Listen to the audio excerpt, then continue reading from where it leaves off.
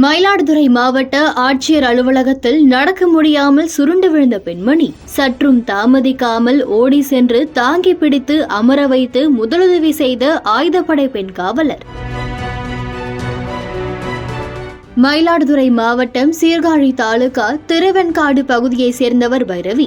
சிறுவயது முதல் வாத நோயால் ஒரு கால் ஒரு கை பாதிக்கப்பட்டவர் அடிக்கடி நடக்க முடியாமல் பாதிக்கப்பட்டுள்ளார். தான் நடப்பதற்கு ஏதுவாக ஷூ வாங்குவதற்காக மயிலாடுதுறை மாவட்ட ஆட்சியர் அலுவலகத்தில் உள்ள சமூக நலத்துறைக்கு தனியாக வந்துள்ளார். ஆட்சியர் அலுவலக வாயிலில் படி ஏறும்போது கால் நரம்பு பிடித்து இழுத்ததால் நடக்க முடியாமல் கீழே விழுந்தார். அப்போது அங்கு பாதுகாப்பு பணியில் இருந்த சந்தியா என்ற ஆயுதப்படை பெண் காவலர் ஓடோடி சென்று அந்த பெண்மணியை கீழே விழாமல் தாங்கி பிடித்து காலை பிடித்து நீவி விட்டு அங்கிருந்து தூக்கி சென்று நாற்காலியில் அமர வைத்தார். பிறகு காலை பிடித்துவிட்டு முதலுதவியும் செய்தார்.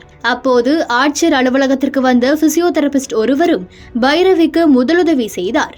இருந்தபோதும் பைரவியால் நடக்க முடியவில்லை.